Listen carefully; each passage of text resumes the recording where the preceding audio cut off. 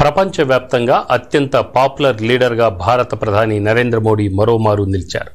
ప్రపంచ దేశాల లీడర్లు వారు తీసుకునే నిర్ణయాలపై సర్వే నిర్వహించి మార్నింగ్ కన్సల్ట్ సంస్థ గ్లోబల్ లీడర్ల జాబితాను విడుదల చేసింది.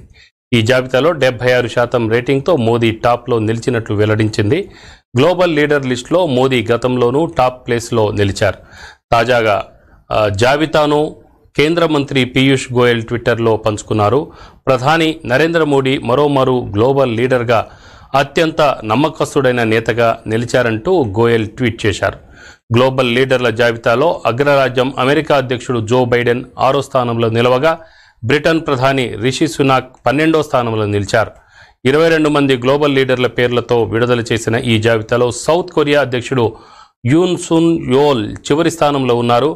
మోదీ తర్వాతి స్థానంలో మెక్సికో అధ్యక్షుడు లోపెజ్ ఒబ్రాడార్, ఆ తర్వాత స్థానాల్లో ఆస్ట్రేలియా ప్రధాని ఆల్బనీస్ తదితరులు ఉన్నారు.